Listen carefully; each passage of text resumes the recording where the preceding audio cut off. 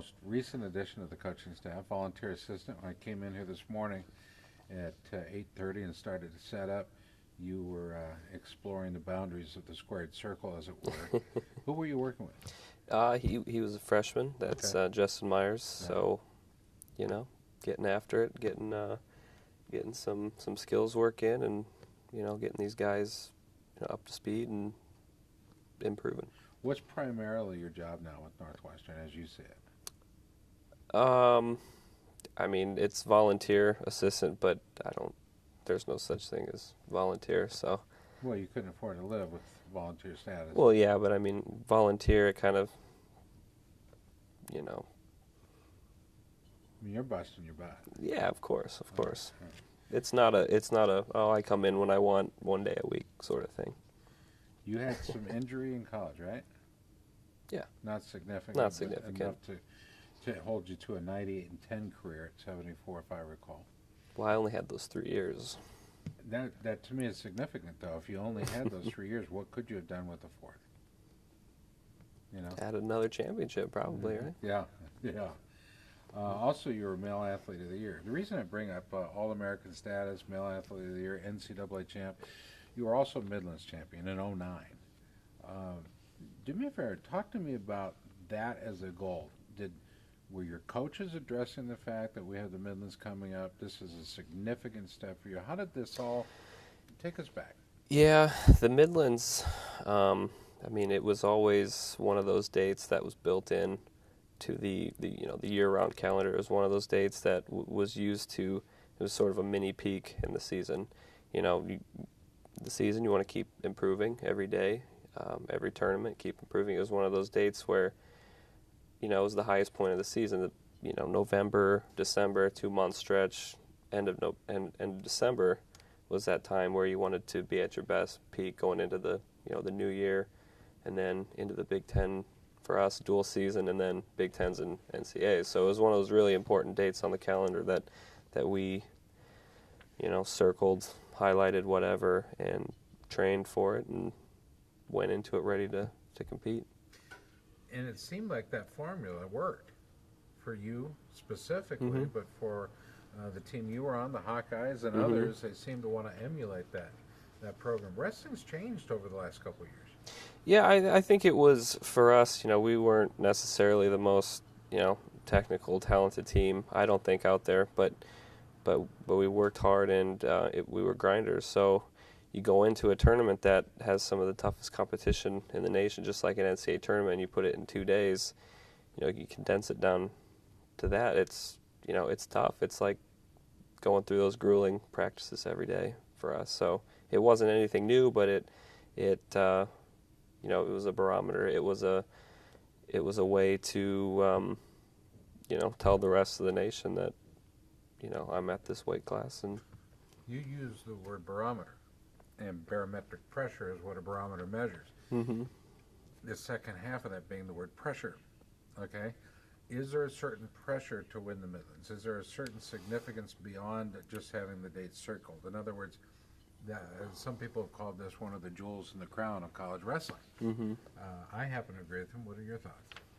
well, I certainly think so too. Just looking at the history and looking at who was at these tournaments, and it's not just a college tournament. You have high school kids, and you have past NCAA wrestlers and Olympic level wrestlers. So historically, it's been one of the toughest tournaments, and there's tremendous pressure to win, especially when you're on a team and you're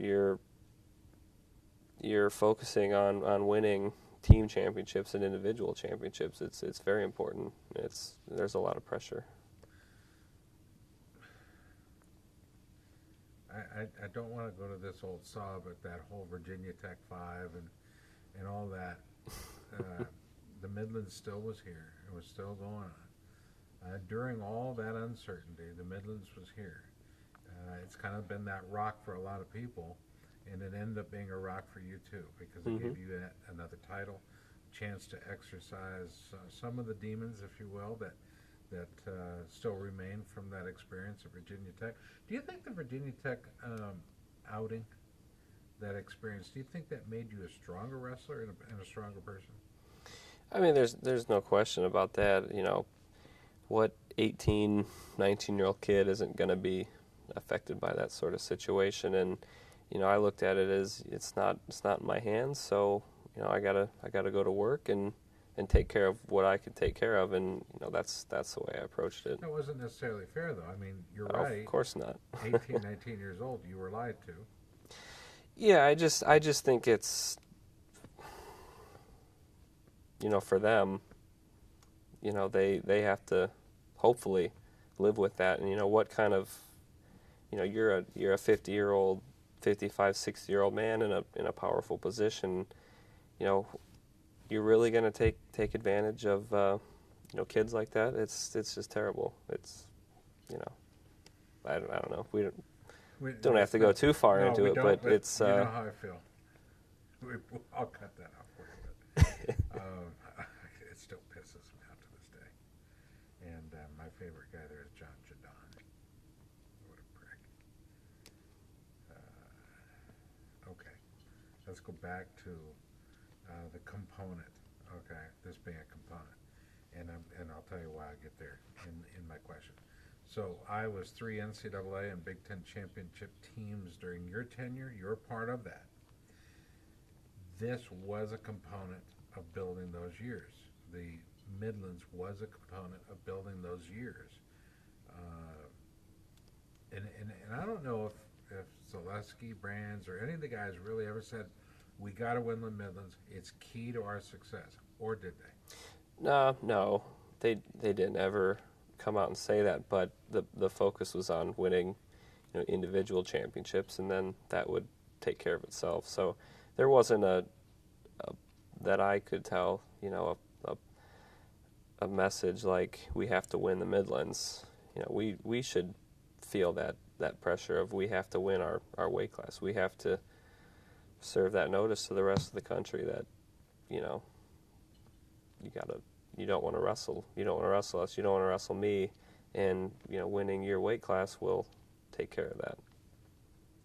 So we look at now, having wrestled here, did that allow you to put Northwestern on your roster of potential places that you wanted to work? I mean, this is the home of the Midlands. The program is not just an up-and-coming program. 9th place last year, 2nd place at the Midlands. I'd say it's a growing program and growing quickly.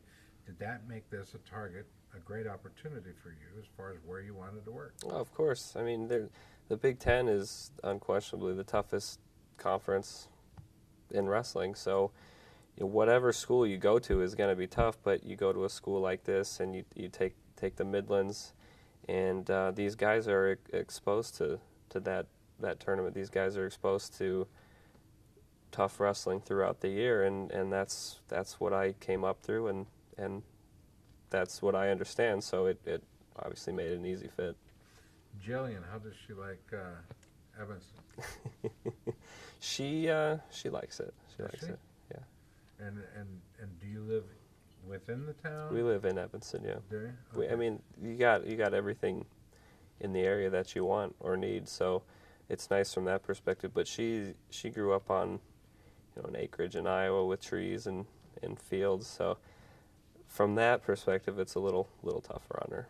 Well, I mean, it wasn't that different for you. You were in Marion, Iowa, and Marion is not necessarily a big city. Mm-hmm. It's not like Cedar Rapids or Des Moines, but you know, it's on the outskirts of. So I mean, Chicago's a big place, dude, and Evanston is like a small community within a big place. That's the feel that I like. It you know, you go down to the downtown and it looks like a downtown, but it's not really a downtown because it's not that busy. It's got everything you need, and it's more. The pace is a little bit slower than a big city, but it's still got everything that a big city has. I tell you what, I picked up King Craft yesterday here at the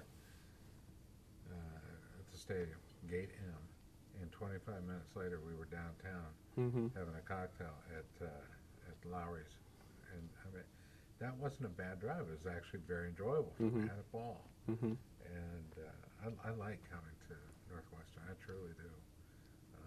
It's like Iowa, University of Iowa in the fall. There's a whole kind of specialness that comes with that campus in the fall. I don't, and I'm on a lot of different college campuses. That one just has maybe a little more romance for me. And in many ways, there's a lot of romance that took place there because I love the fall. But that's where I met my first wife. She was crossing the, what do we call it, the Pentacrest? Yeah, she was crossing and she had these really great jeans. I don't think she could fit into them anymore. But what do you hope to accomplish this year with this team? I saw you working hard this morning. But what do you hope to accomplish with these guys? For me, I just want to see them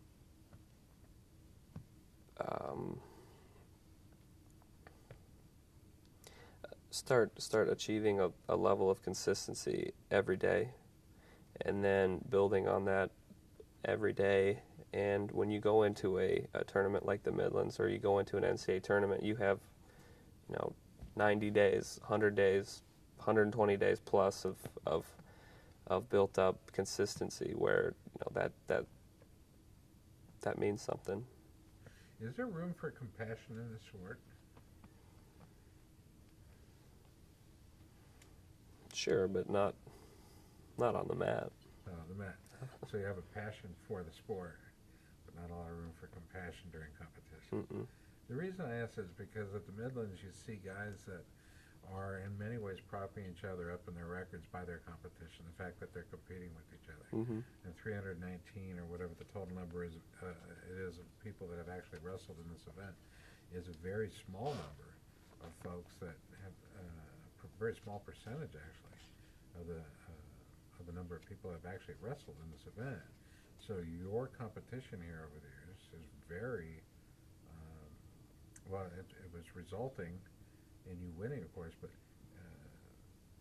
it was reliant upon those that you wrestled against. You had some great competition. Mm-hmm. You think back on any of those matches? Any of them you want back? Any of them again? I try not to. I try not to think about that. I try not to. You try not to, but if you could.